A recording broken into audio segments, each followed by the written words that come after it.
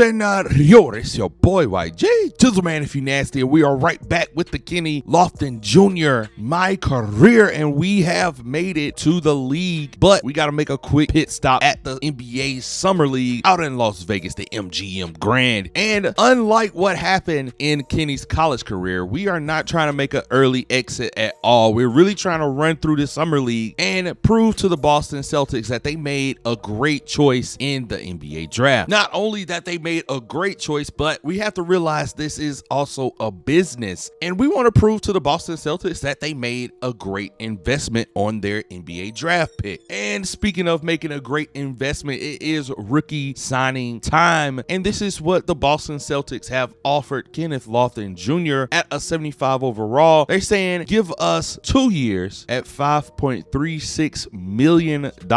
And if we doing some quick math, that means Kenneth is making roughly $2.68 million a year and roughly $220,000 a month. That's not bad, especially considering he was drafted in the first round, 21st pick, and Boston only had one more pick after that, and that's the second round and the 22nd pick. So honestly, Boston put everything on Kenneth Lofton Jr., and hopefully it pays off, or Kenny might find himself in the G League, or even worse, out of the league, like the scouts said. But we are destined to prove those scouts wrong, and the way we're going to prove them wrong is by our upgrade system, and this is the way we will do and handle these series from here on out, because I do, like I said before, I do plan on doing some of my other favorite collegiate athletes in the future. So this is how we're going to upgrade Kenny for the rest of this series now that we are in the NBA. So from here on out, this is how we're going to do it. So if you're familiar with my old My Guy Rusty series, then you have seen this type of upgrade system before, and I'm not using Synergy because Synergy is way too complicated and it costs money. So why would I do that? But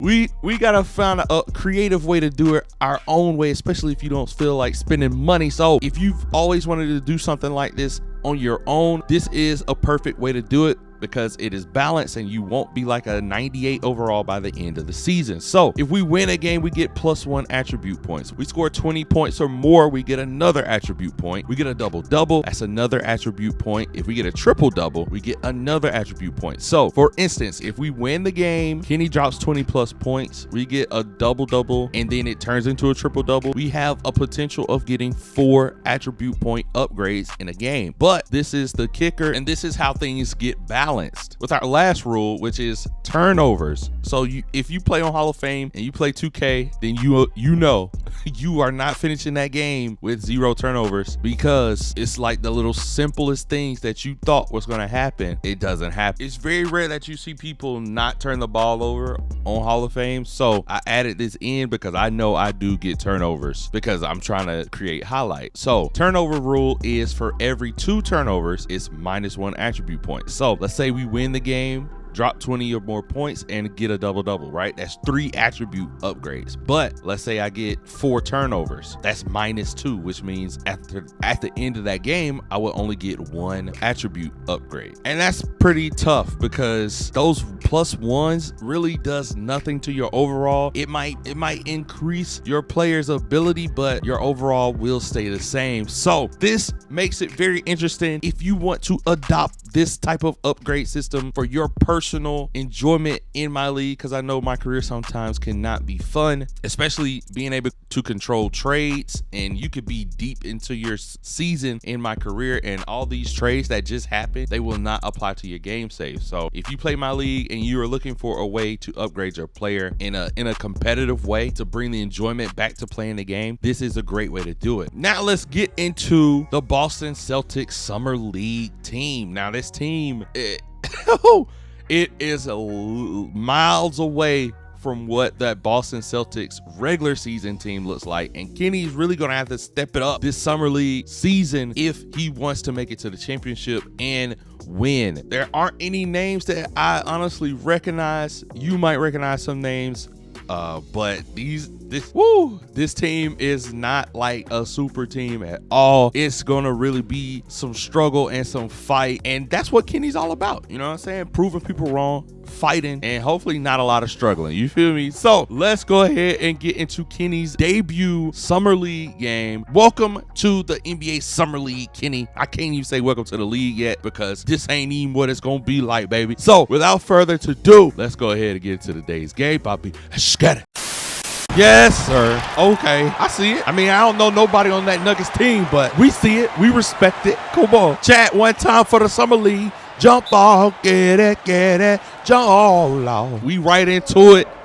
Kenny's debut Summer League game. Got the ball at the top of the key. And okay, doing a nice little pick and roll. You see you got 3 boards already. And we like 2 minutes in. That means it's been a lot of missing. It's been a lot of struggling. Look at Kenny getting to the rim. Whoa. That's how you coming in the NBA. I like that. We got to keep that aggression up because this is just a summer league, man. It might be a few NBA players sprinkled in here and there, but this competition is going to be nothing like when we get into the regular season. So it's good seeing this type of aggression from Kenny. This type of, ooh, look at the pump fake. Got him already in the air. He's under the rim, cannot contest the shot. It's almost like he's not there. Bars. Look at Kenny seeing that he is in trouble, but look at the pump fake. Getting that boy out of his shoes yet again. Boston has 12 points. Kenny has 10 of them. And he doesn't plan on stopping, missing the wide open man there, but he scores the ball. You know, Kenny isn't at his top form just yet. You know, we might miss a few people calling for the isolation. He's got something to prove. Got a chip on his shoulder. I hope it's a Dorito. You feel me? But Kenny's got a lot of proof. 14 points, 10 boards already late in the second quarter. And Boston finds themselves down, actually, 35-42. Kenny controlling the offense. Because you guys know, on 2K, sometimes they just don't produce. And you don't want to lose the game. So, we are in takeover mode right now. Without takeover, look at the strong finish at the rim. I'm honestly not trying to lose the season opener for the Summer League. Big mismatch. They come to help. It's too late. I already drop stepped. Come on, chat. I got the bars. You know that. 1:40 left in the second quarter. Kenny's doing everything possible to make that deficit manageable going into the second half. Fast forward, it's another board. 22 points, 12 reboards. Giving it off just to get it right back and attack the basket. Kenny is definitely dominating right now. 18 seconds left, and Kenny has no plans on stopping. 47-49. And if you thought the highlights were over and we were going into the second half, you got to be out of your mind. 4 seconds left. Kenny is pushing himself down the court, getting it up just in time. And if that basket goes, which it did, it tied up the game going into the next half. And look at Kenny already coming out, making a statement late in that third. It wasn't really a productive third quarter, honestly. But it's 68-73, and you see Kenny again pushing the envelope. Making sure that Boston stays into this game as much as possible and the deficit doesn't continue to grow. It's 7-76. He's under the basket in his domain. Got old buddy shook. He passes out. I don't know, from a heat stroke or something. But it's 73-76. It is crunch time. 10 minutes left in his fourth. Look at Kenny again pushing the issue, getting to the rim, getting high percentage shots to go, and that's exactly what they need. 35-85. 8 minutes left in his fourth. And if I'm being honest, it's not really looking good for the Boston Celtics. Calling for another quick isolation. We need that. Look at the spin. And usually I say the spin is unnecessary, but that was a very necessary spin. Kenny with the ball, looking for somebody to be open. Finds Naismith in the corner. He catching us outside. It's 80-85, 5-point deficit. Plenty of time left in his fourth quarter to make a change right there. Look at the freaking dot in the corner. Never mind, I take it back. 8-point deficit, 6 minutes left. Kenny getting to the rim, tearing it down.